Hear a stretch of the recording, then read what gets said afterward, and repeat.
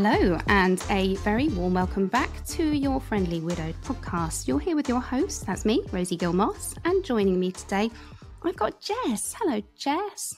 Hello, thanks for having me. Do you know, I can't remember where you're from. Whereabouts are you in the world? I'm in Swanley, like North Kent.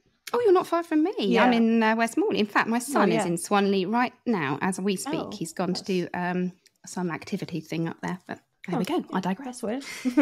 So, first of all, welcome to the podcast. And you are quite a young widow. I mean, I'm looking at you. I'm not necessarily, the guests might not be able the listeners won't be able to see necessarily, but I know that your husband died when you were just 31, which I can't even comprehend that, actually, being so young.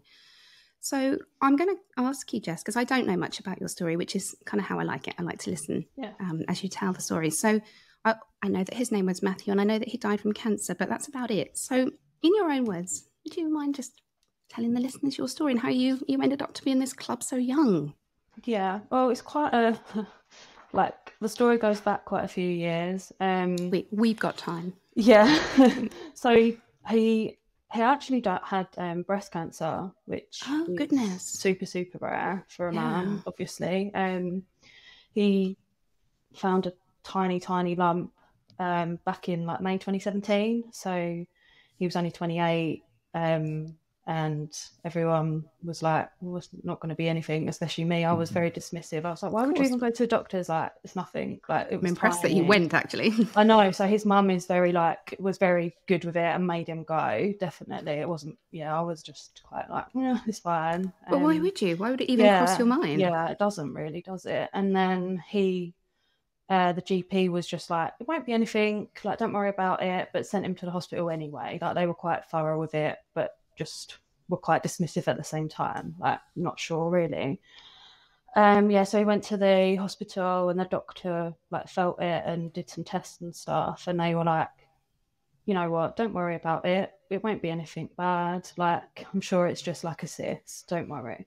But did kind of few tests, did a biopsy just in case, and then we literally got a phone call like a day or two later saying like, come in like the next day, and we were like, oh, that's great. Not a call you want to get, is it? No. And then we walked into the doctor's room at the hospital, and there was a Macmillan nurse there, and they were like, oh, don't worry, there's just a nurse here. And we were like, oh shit, like, to me, I was like, well, it's cancer, like, straight away before they even said anything. Of course, you think the worst. And then it was said it was breast cancer, and we were like, what? Like, just couldn't believe it. Like, we were so young. I was only 26, and I was like, what? Like, I don't even know anyone that's. I was like, I don't even know anyone that's had cancer at this point of my life. Like, it's such a like far away concept, and then it was just. You're so right. These things don't even. I mean, they're not on our radar until they are right in our face, smacking us around the chops, right? Yeah, literally. So that was all just trying to figure out what type it was, like further biopsies, other tests to see, like scans, see whether it had gone anywhere else, and just full on. At this point, you're thinking he's young, fit, they caught it early. So you kind of, I imagine, quite positive's maybe not the word, but you wouldn't necessarily be leaping straight to worst case scenario. No, at this stage. I think I was quite matter of fact about it and was just like, well, we're going to do this, like, get it done, you'll be kind of fine, and we'll just get through this, whatever. But when he had biopsies, they were like, this is like one of the most aggressive forms we've seen, like, it's in your lymph nodes already, which is like under his armpit, so it had already moved slightly, but it wasn't anywhere else in his body, so it was kind of a middle ground of how bad it could have been really at that point. But they were still really positive because he was so young and like healthy, so they did chemotherapy straight away, like every 3 weeks, which took it out of him quite a lot, like it does, like so many side effects to try and deal with, and you try and become like an expert in everything, but you're not, like trying to work full time, like both of us, and trying to be like, oh, what's this drug do? How do we deal with this side effect? And just at such a young age as well, when really most people's concerns are, which flavour of vodka they're going to have on a Friday night, and you're having to become a cancer expert. And I know from living with John, whose wife died from cancer, how much knowledge you and he would have. He had a laminated folder because he was repeating himself so much. But I don't think at 26 I would have been able to comprehend this diagnosis of this magnitude. Yeah, and I don't know if I ever did. You know, when you just have Keep to going. do certain things to get through and go to appointments and sit in a chemo ward with everyone that's over 50 generally, and you're like sitting there like, what are we doing here? Like, this is just not where I want to be at all. It's someone else's life. Yeah, it was just like, what is going on? And then after chemo, he had a mastectomy just on the one side, which, was hard. Was not, I don't know what I expected, but it was very hard to recover from because his body was already quite weak from the chemo. So then to have quite a major operation, it was like, now we can't go out for like a month. Like, now you need to recover. And it was just like, been through this for 6 months of chemo, and now we've got to like just try and, I don't know, recover from a major surgery. It was just, very difficult. And a mastectomy. Now, I have not experienced any cancer myself, but a friend of mine has had breast cancer, and another one is in the process of fighting it now. And I didn't realise quite how invasive the mastectomies are. And particularly, I'm thinking with a man where there isn't the fatty tissue that women have, it would have been really quite and affects your arm mobility and all sorts, doesn't it? Yeah, and it's quite difficult to recover from as a man.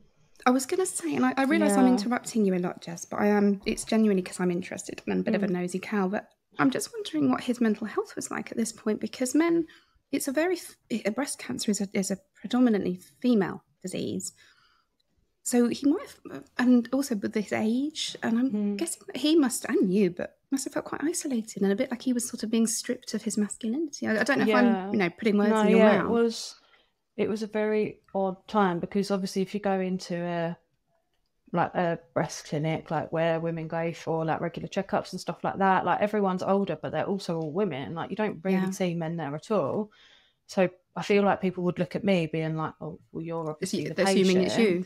And then when they call like a man's name, I feel like everyone in the room turns around like, what? Like, what's going on with like that kind of thing? And the nurses were all really nice and stuff, but it was just a different concept. Like, they just didn't know how to deal with a man with it. Like, even doing mammograms and stuff like that, it's just, how do you do that on a man? Like, it's just not done.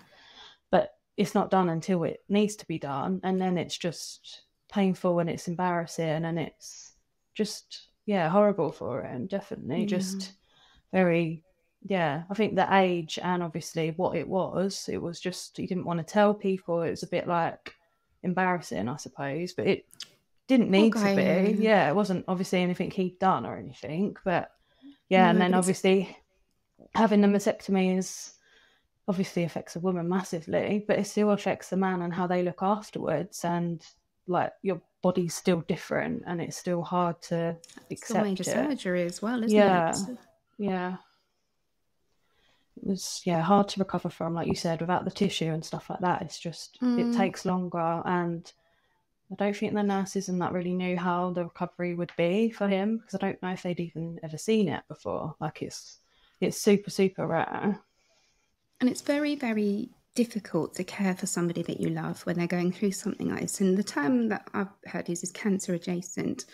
And it's when it's not you that has the cancer, but you are going through the process alongside someone. And we know, and I'm not speaking ill of any dead, but we know that people on cancer drugs and going through, they can be angry and frustrated and frightened. And if you're the person closest, you often have to deal with a little bit of the blow. You have to take a bit of the force of the blow for them. And that must be very lonely. Again, I keep harking back to your age, and I realise you're not a child, but it is young. And 26, I didn't have any friends who were widowed when Ben died, and I was in my late 30s. So you're highly unlikely to have had any. And I'm just thinking, did you have any support, or was it kind of the two of you against the world?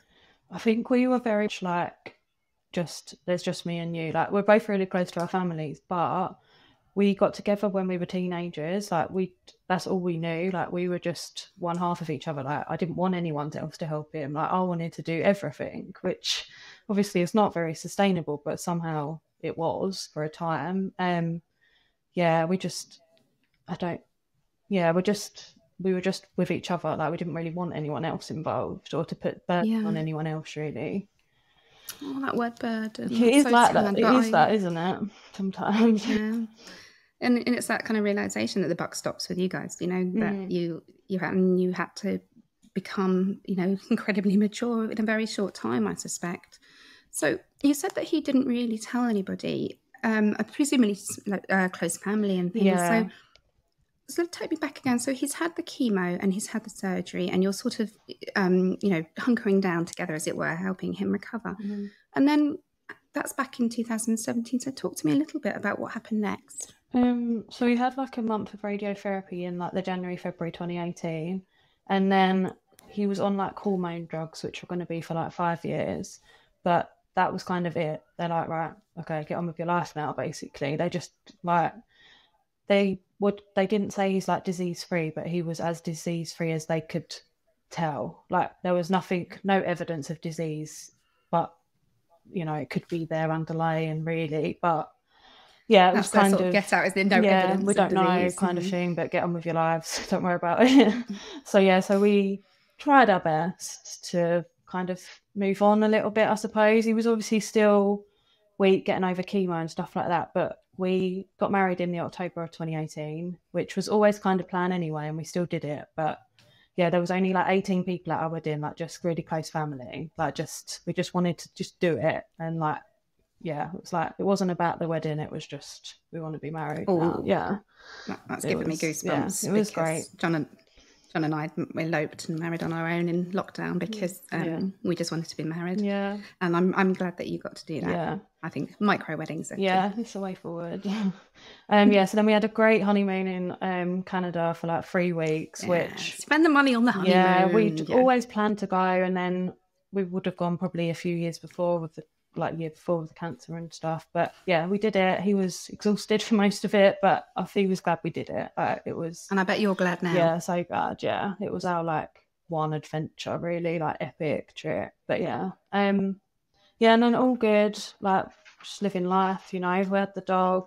We just had a Labrador. Just you know, trying to get on with it, trying to forget that we'd been through so much. Really, I don't think we were the best at dealing with it. I think we just kind of ignored it and tried to move on, which, you know, you do what you do, just don't, you know, to carry on really.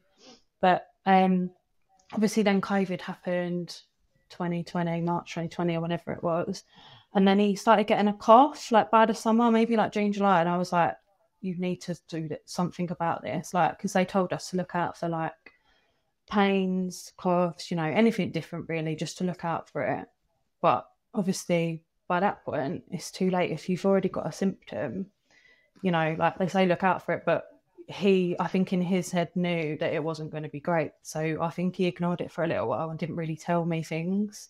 Like when you think about it afterwards, like hindsight, you're like, I know you thought things. Like, but yeah, eventually went to the doctor. I think he just rang the cancer unit, went straight to the cancer unit for like scans and stuff, and just told him what he had, what symptoms he had. And the results of that were he had to do all this on his own because it was COVID and stuff. But the results were given to us over the phone because I said I don't want him being told things without me there. And they were actually like, okay, we'll call you with any news. Like they were quite good with it. But yeah, called us and basically said it's back in like both lungs and in his spine.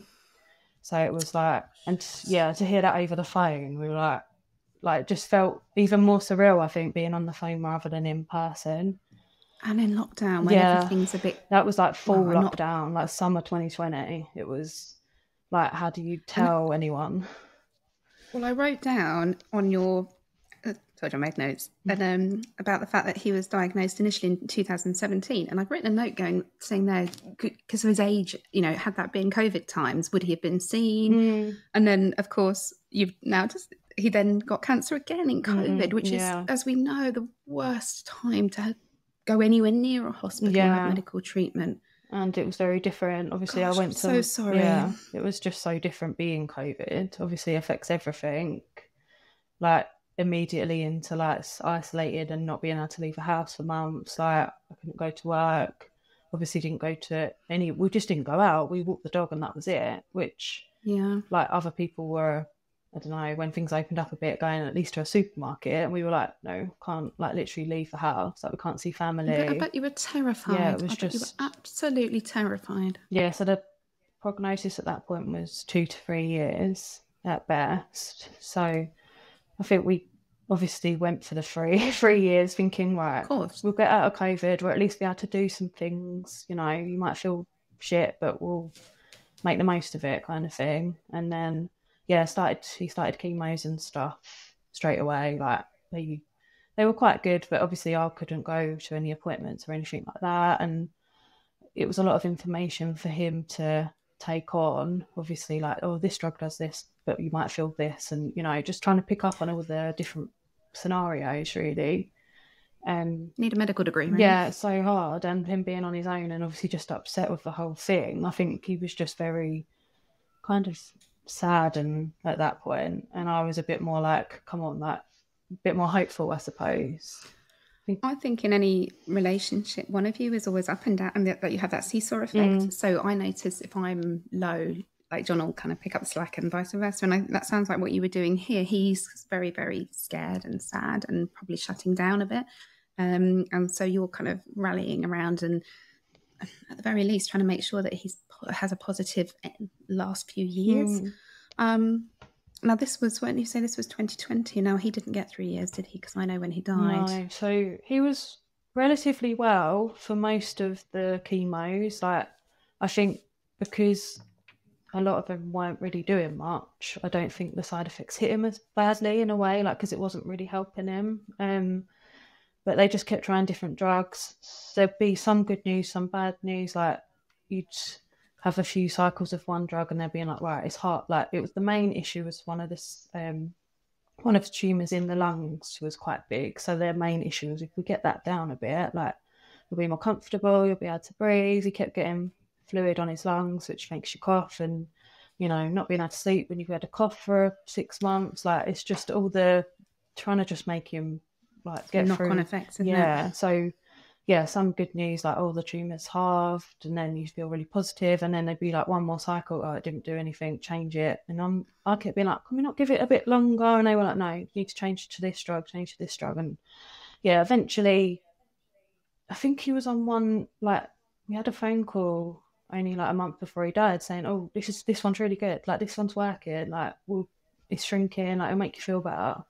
And then he had like a family kind of tragedy in a way. His dad died in October 2021, relatively suddenly, had a short illness and died in intensive care in the October 2021. So he was, obviously Matt was midway through chemo cycles and then trying to be at the hospital with his dad. It was just awful. And then he just kind of went downhill, really. Like, his dad died, and then it just seemed like his body just was like, I can't cope anymore, and just kind of gave up a bit, really. I think he had chemo like the day before his dad died, and then that last cycle was just awful. Obviously, he was just devastated, and then couldn't.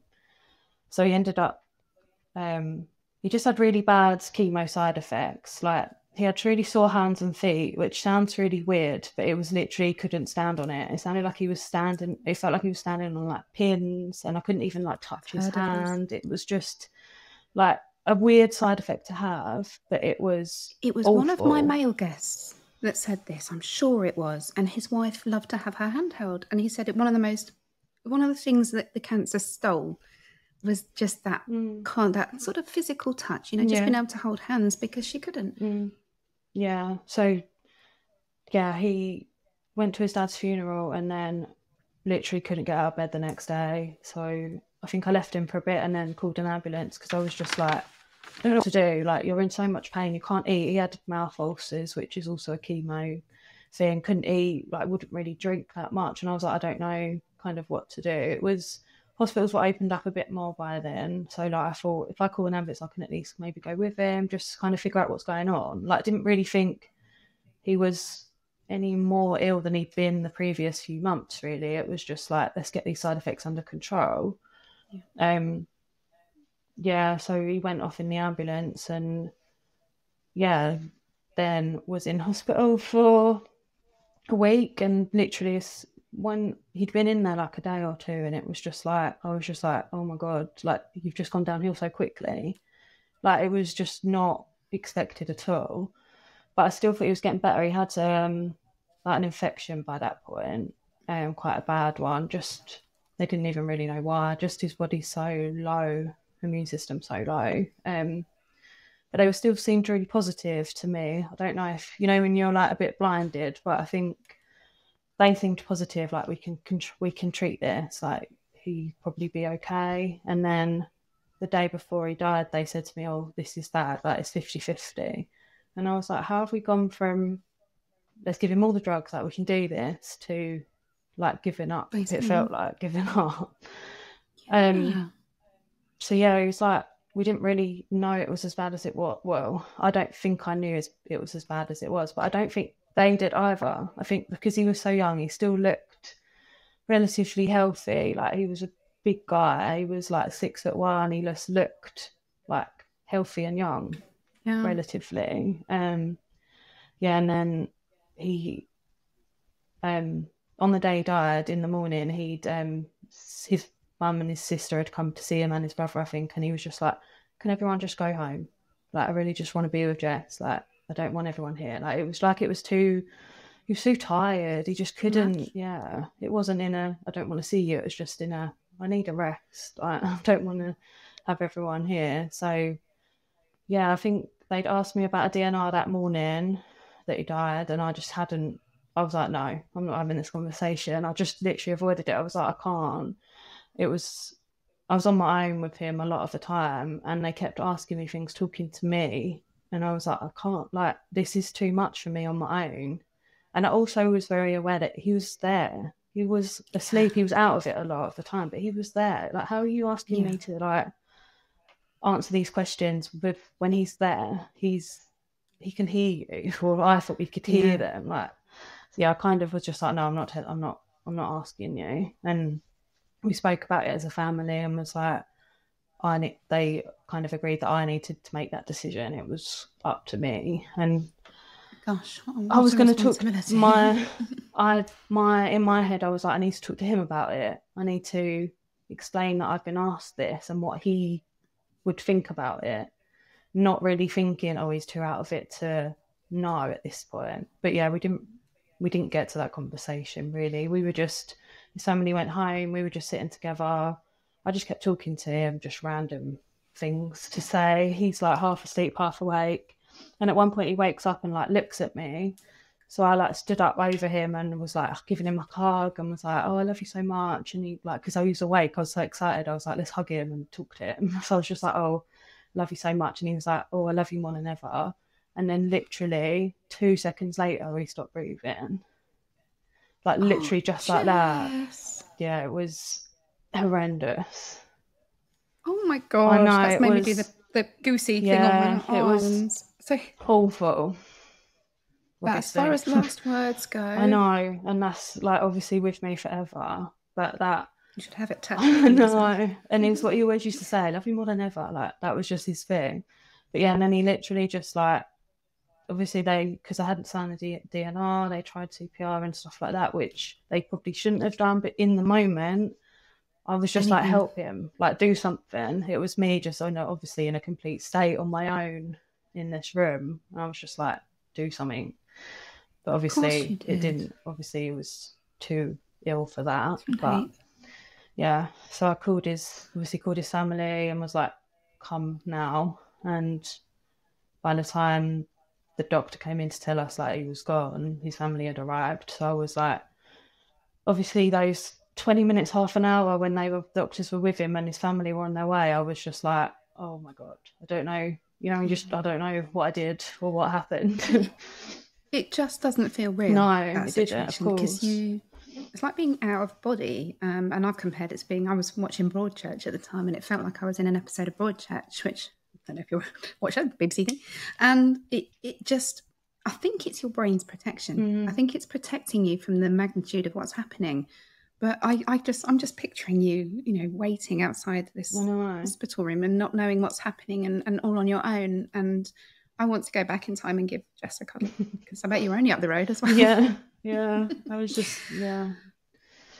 So you've had to call the family and you're standing at the hospital and you're waiting for confirmation. Yeah, obviously I think I knew, but I was just like, try. Anything. Yeah. Any glimmer, right? Point, any glimmer. Yeah, of course. Yeah.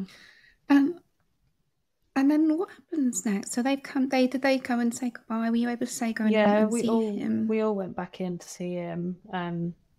Yeah.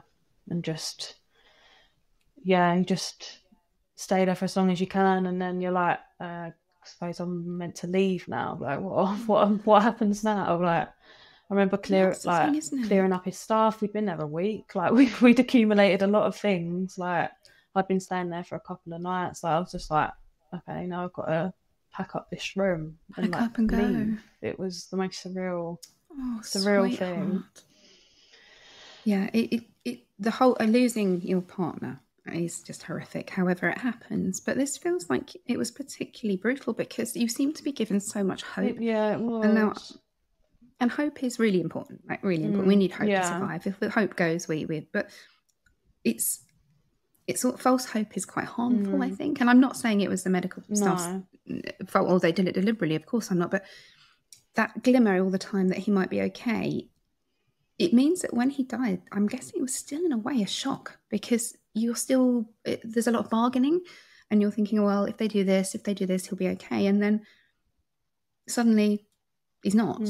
And for it to happen that quickly, it's like a mixture of a terminal illness and a sudden death all rolled into one for you. How we expected it. Like, there was so much unsaid. Like, we'd had a year and a bit since the secondary diagnosis, so there's perhaps conversations we should have had. But I think we both expected the end to be different. Like, my view on kind of cancer deaths was more like at home or at a hospice, like slowly, like we'd know when it was coming, like he wouldn't be suffering as much as I thought as he was, perhaps, like he'd have better drugs or better, I don't know, like way to handle, like just different, like, and I think he wanted to die at home. Like, the hospital, one of the worst place, like his dad had died there a month before, like it was the worst thing ever. Like, he kept saying, I'm going to die here like my dad did. And it was like, oh my God, like, I don't want it to be like this. I wanted it to be calm and, I don't know, just different. You expect it to be different. But I know I talk about the idea of a good death and if trying to give people a good death, if you possibly can, it's as important as you have good birth, blah, blah, blah. And I know that from hearing you talk that he didn't have the death that you imagined, and you guys didn't have the life that you imagined firstly, but and whether it's my place to say or not, but I want you to know that as I'm listening to you talk and I'm making all these notes and I can see you, and the only thing I'm really absorbing is how much you loved him and how much you were there for him throughout this entire process. So no, maybe he wasn't able to be at home or in hospice, but you were right there. And his last words to you were full of love and your words to him were full of love. And I don't know if it's a comfort, but I would try and take some comfort if you can. My last words to Ben were, I love you, be safe, darling. Ironic, right? Yeah. But we didn't leave on an argument. We hadn't had a row. And I have spoken to people who did. And I just thought, oh gosh, I know somebody whose husband drove off in a temper and crashed his car. I mean, just awful. Yeah. So I don't know if that's any comfort to you, but I can tell you categorically that you did so much for that man. Yeah, and I think COVID obviously helped. Like, brought us closer. We were just together the entire time. Army of two. Yeah, that's just, I'm so grateful. I know COVID robbed so many people of so many things, but I'm grateful that I got that year. Didn't have to go to work. Like, we were just together. We were working from home, but we were together, and that was so important. Yeah. Can I just ask about a funeral? Because when young people die, often there's a lot of people that want to come to the funeral. And I know you said you had a small wedding. What did you do about a funeral?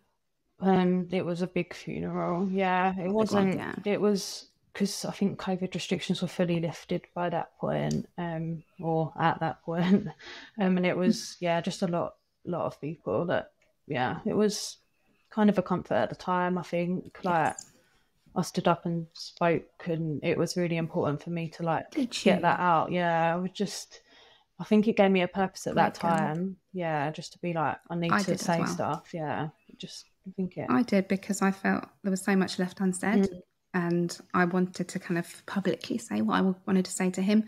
I don't know how I did it. A few gins, I think, but yeah, you just do it. My son did as well. He was 6. Wow. And it's just for not the strength that you find. And I also took comfort from this packed church, and I bought 200 tea lights for people to light, and we ran out. And that sort of some people hadn't even met Ben, they knew me, and it's now, if there is a funeral of somebody that I'm connected to, I will try and go, even if I'm not particularly. I'll lurk at the back. I think bums on seats. It's important. Now, I asked you before we came on mic whether you had children, and I don't know if this is a delicate subject, but I'm going to ask it anyway. You don't have to answer. So you said no, you don't have children. Is that something that you would have liked to have with Matthew? It was kind of a discussion that was never really concluded, in a way. Like, we were just always, not sure. Like, especially when we got the first diagnosis, I was only 26. I wasn't ready at that point. No.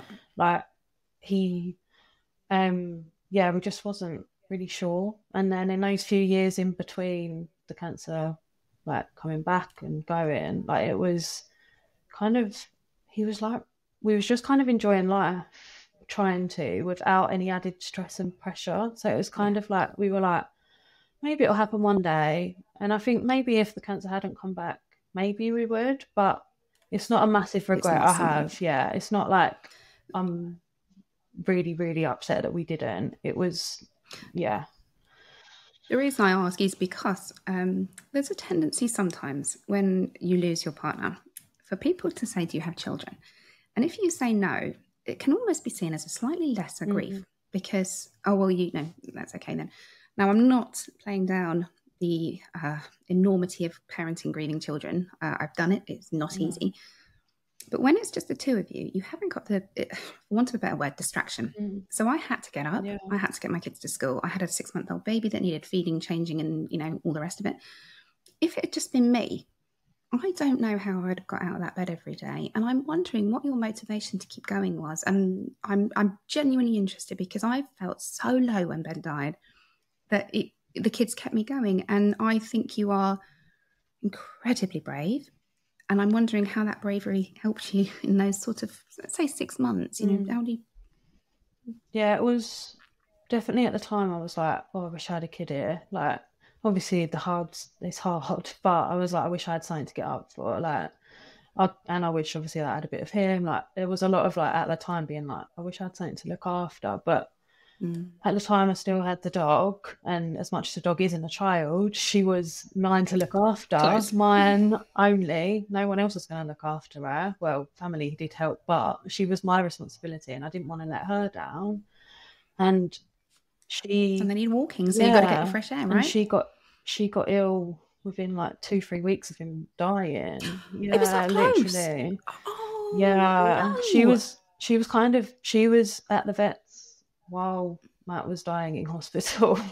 She decided that was when she wanted to get ill. I know. She got better for a little while. That was one of the last conversations I had with him too. Frankie's better. It's fine. Don't worry, she's better. And she was for a bit. And then a few weeks after he died, they found like tumours and stuff like it wasn't great. I remember the vet crying with me, and I was like, no, this can't happen now. But I had to look after her. They gave her steroids, and she bounced back for like a couple of months. She was kind of better, like, in herself. She seemed happy, and she needed walking and she needed feeding, and that was a little bit of a motivation. But I bet you cried some tears in that fur. It was just, I don't really know how I got through it looking at it now. I think I had like PTSD, and I was just so traumatized that I don't think I even functioned. Like, it was what it was. You had to just keep going. Yeah. Really. Yeah. I look back at photos and I think, I can see how dead behind the eyes I am, but you're smiling and I put a lipstick on, and this facade that we give to the world, because it's not just to save other people from our pain. It's actually so that we can function, because it's a protection. And actually, I've written down this kind of the future, having your future snatched away from you when you lose somebody so young, because, like you say, you haven't even decided if you wanted children. That option was just taken from you. You don't have that option with him anymore. It's just gone. Yeah. Now, Jess, I in your application you did mention your dog dying. I didn't realise how close it was. Yeah, it was 5 months later, but she was ill, quite quickly. Yeah. But you also suffered another secondary loss, didn't you? And that you lost your dad. And as somebody who's very close to my dad, and my dad, my mum, of course, but they really guided me through those first few months. That must have been awful. And are you happy to talk a little about that? I think it all just feels so surreal. Like, where everything happened so quickly together, it was just like one thing seemed unbelievable. So to have everything that happened seemed even more like, what? Like, this isn't like real. My dad was fine, well on himself, like just living life, and then he just died overnight. Like, really, like, just literally, my mum turned up at my door and told me, like, it was, like, just literally overnight. It was the February after the November that Matt died, so it was like 4 months. Yeah, it was like universe. Yeah, I was like, what? How? Like, I couldn't believe it. Obviously, when when she told me, I was like, but he was fine. I spoke to him yesterday. Like, what's going on? It was. And what was it? Sudden death? They still didn't really find out much from the autopsy. It was just sudden. Yeah, no explanation. Yeah, I lost a friend. Sudden death, and I put out an episode today which talks about ambiguous grief, and I think that's kind of what you have there when somebody dies very suddenly and they don't really know why. You haven't got an explanation for it or why. Yeah. But also, I think you start to feel, and my mum told me not to be such a narcissist, and I didn't have this much power, but you start to think, what have I done? Like, I'm a relatively good person. What have I done to deserve this onslaught, this barrage of shit being thrown at me? But of course, you haven't done anything. The universe is random. It's just a really tragic scenario for you. And you must have then found you and your parents still together? No, you and your mum both widowed? They were separated, but they were still quite close, still friends. Like, yeah. Yeah, it's still a massive shock, isn't it? Yeah. And so all of this has happened, and it's 2021, and you are what, like 32, 31? You're still, yeah. Sorry, my kind of so much. So yeah, my brain hurts even just thinking about it, Jess, and I didn't live it. Well, what did you? So I've got a couple of random things that popped into my head. So are you still in the same house? Yes. Oh, yeah, that's still a decision to be made at some point. I think it's too big of a decision to make for me yet. It's quite. I mean, it probably doesn't feel like early days, but it still is quite early days. And I didn't want to stay in my house. Because that's where the police knocked. But I found the costs of moving and everything and the disruption. So I stayed, I just renovated it. And then obviously I met Mr. Gill-Moss and we bought a place together. But it's difficult because you've got all the memories, the happy memories, but you've also got the really crap ones as well, haven't you? It's the only house we ever lived in, so it would be hard to leave, obviously. But yeah. And one of the things I wrote down before we actually came on air was... just to sort of ask you what support, if any, was available to you at this time, because I know how little I found that was relevant, which is why this podcast exists, because if you can't find it, you build it, right? And so I'm just thinking if you kind of catapulted into widowhood, where you're thinking little old ladies and knitting groups and, maybe going on a nice bracing walk, that's probably not that appealing to you. So how did you get support? What did you do? I joined Way within like 6 weeks. Oh, you joined Way? Yeah, like 6 weeks after. And I've got some amazing friends from there now. Like, obviously it's slow to meet people. Like, I met a lot of people like on their own, like individually rather than in big groups. And I think that helped bond us. And now we're like, yeah, it's helpful. Obviously, sometimes it's really hard. You can't be around people like other people like that, but other times it's the best help, definitely. It's that sense of belonging, isn't it? Not being so isolated, and you do feel. And Matthew obviously felt it when he was first diagnosed, but that kind of widowhood brings with it that sense of isolation and being a bit kind of unpalatable for the rest of the world.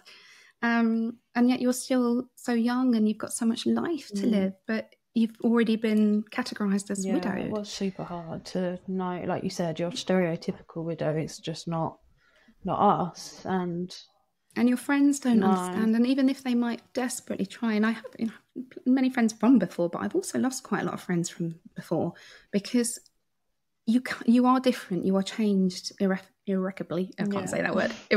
You're changed beyond. Yeah. You're changed permanently.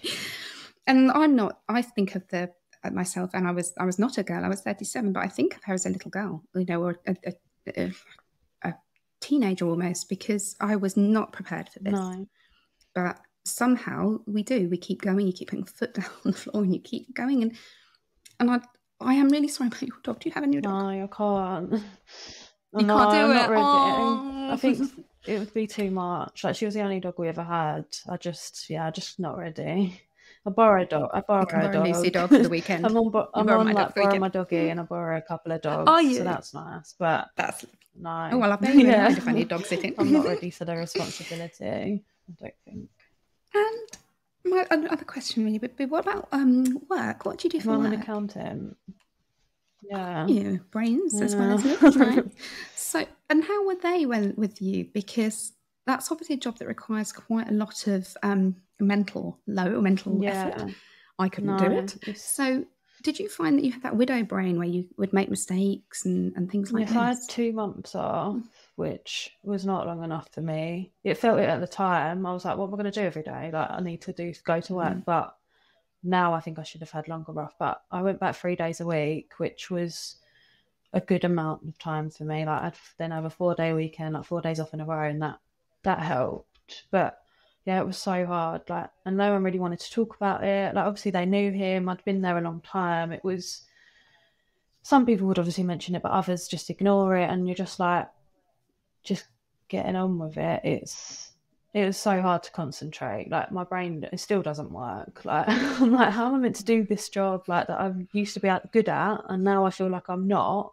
Because you're just so different. You're a different person, and it's hard to... and things that were important before just don't seem as important. I don't mean things like work, but you just and I sent an invoice with the wrong number on it. Did somebody die though? That's what. You always go back to that. But does it really matter? Yeah, that's where you sort of did they die though? And it's quite a funny mentality to have at our age. I'm categorising myself in the early 30s.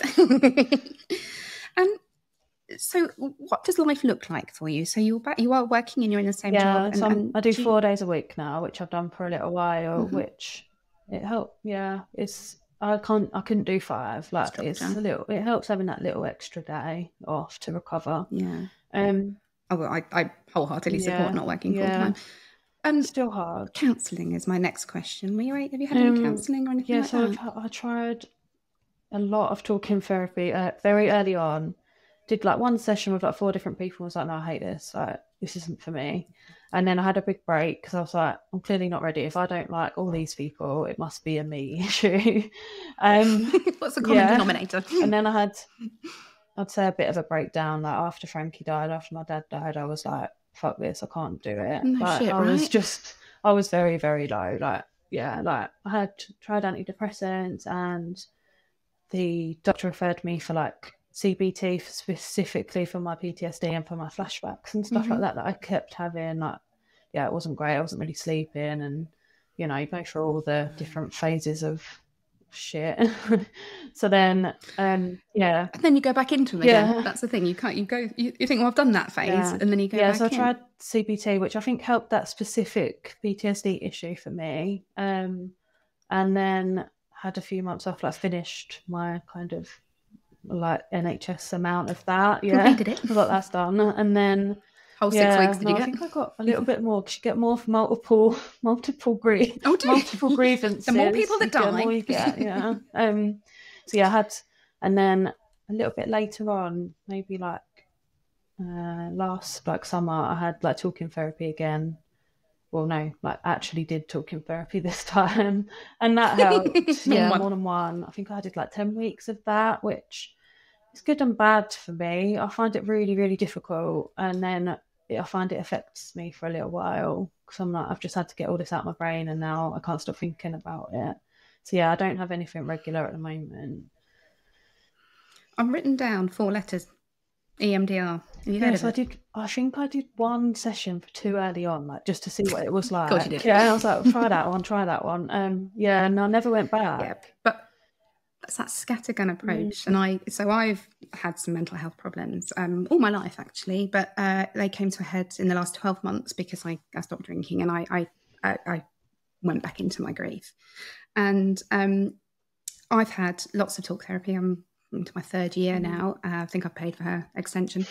And Lulu, my former co-host and best friend, had EMDR. She had a very sudden tragic death as well. And I have questioned my counsellor about it, and she sort of said, "Oh, maybe when you're a little bit more resilient." And I feel more resilient. So I have actually got an appointment for an initial appointment just after half term. But every single person I know who has done it raves about it.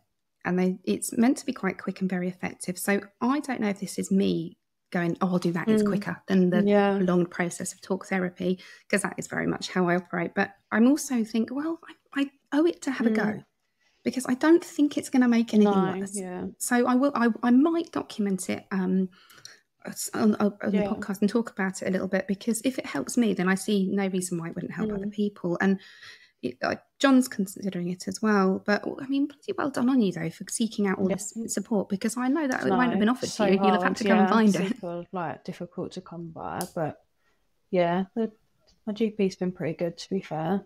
But yeah, mine were actually. They wrote me a card, which was so nice, and it's such a small gesture, but they wrote a card. Well, Jess, it really has been a journey. Yes, there's a lot. Because it's such a lot. And it's a funny question I'm going to ask you, but are you happy now? Do you feel that you can be happy and sad? A little bit. I've recently started dating another widow from Way, so you're breaking news. So that's obviously had its struggles, but it obviously makes you happy at the same time. So there's little things that I can enjoy, but it's definitely still difficult, really, really difficult. Yeah. And actually, I'm 6 years next month, and I'd say it just sweeps me off, and like the rug from under me sometimes. And I will be 43 next month also, and he was 42 when he died. So although I am older than him now, the number will be different as well. And I think it's a cliche, but grief isn't linear. And I think you'll kind of get to a point and you'll think, "Oh, right, I'm okay now."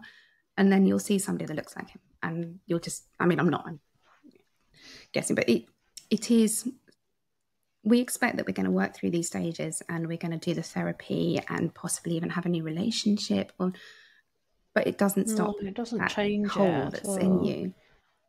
It just makes it, so I'm going to use an analogy that a friend whose son died. So this is, next level awful. And she came to see me when Ben died, and she said, "The only thing I can tell you is when they first die," and for anybody who's just listening, I have my hand over my face, the grief is here. You can't see around it. And then over time, it sort of pulls back a bit and you can peek through the fingers and around. And I think that's what happens is it sort of never goes, but you can live your life around it. I can picture the Instagram picture. I've seen this somewhere. I'm not actually making this up. And I know that I struggled very much with the sensation of maybe being judged or feeling guilty when I got into a relationship. And actually, the one thing I will tell you is that love is so important. And if you get the opportunity, and you said you're dating, but love's been said yet. But it is, and actually, even if it's not love, just having some joy or happiness in your life, you deserve that. Yeah, I think it's. And when we're not recording, his name. Yeah. Now, you have no excuse not to come to Woodstock because you're close. So I will get you onto get yourself into the newsletter, and tickets are going out in a couple of weeks, and perhaps you could bring your gentleman friend there to festival. But I'm just recruiting people to the festival. But just every time someone's local, I'm like, "Oh, you'll be able to make it. Have fun." And actually, perhaps we could meet up and we could go for a dog walk or something one day, because where possible, I do like to come and meet up with people, because you feel like, I've spent less than an hour with you, but I feel like I really know you. Big stuff. It's whistle-stop tour. Whistle-top. Oh, I've not got time for the small stuff. say to people, don't ask me how I am unless you want to know. Answer to that. Yes. Oh, yeah. How long have we got? Do you want the whistle stop tour of the full one? Well, Jess, I'm going to love you and leave you now. But thank you for coming on today, and thank you for talking about the year from hell, a few years from hell, shall we call it? Yeah. We'll quote Steph Mayhills, who's one of our listeners, who calls it the shit show. And I think I've got a picture. Can you see behind me? The shit show? Yeah. There we go. That's what it feels like. So welcome to the shit show. I'm sorry that you're here, but I am glad that I got the opportunity to talk to you. And I hope that you can feel this sort of support coming from this end, because anybody that's got the balls to come on here and talk to me, they are part of my tribe. Yeah, so thank you so much. Consider yourself loved. Can I also just quickly say, I'm doing the Cockerfield trek in June. So that's... So would you like some sponsors? But I really want to do it to be for him and for me. Like, to do something like big and scary on my own, right? And to talk about male breast cancer, because it just doesn't... No one knows about it, and it obviously does happen. I've seen it happen. It's not very often, but it does. So I feel like it does. And you're right, we need to talk about it. So what do you have to do? Do you it's a 100-kilometre trek over 5 days in the Brecon Beacons in Wales. So I have to camp, which is not for me usually. You can see me just going, absolutely not. You know, when you apply for something, I was like, oh God, now I've got to actually get fit and do it. So yeah. I drunk applied for the marathon and had to see it through. Nice. So I did it first it was the May. He died the May the following year, and I did train, but I also drank a lot, and probably and if I say let's just say I completed it rather than I ran it. That's all you need. We'll leave it at that. I crossed that finish line with my baby in my arms. So I'll take that. Got the picture. Yeah. Well, best of luck for that, and I will sponsor you, and I'm happy to share a link on your episode when it goes out as well, so hopefully other people will, because yes, it's a very, very, it is an important message to get out. So once again, my lovely, thank you for coming on. Stay in touch, and if anybody has any questions or wants to talk about anything they've heard in today's episode, we will be talking about it whenever it goes out the following Friday, so let me know, and I can pass any questions to Jess. So lots of love to all of you out there. Keep putting one foot in front of the other, guys. Thank you.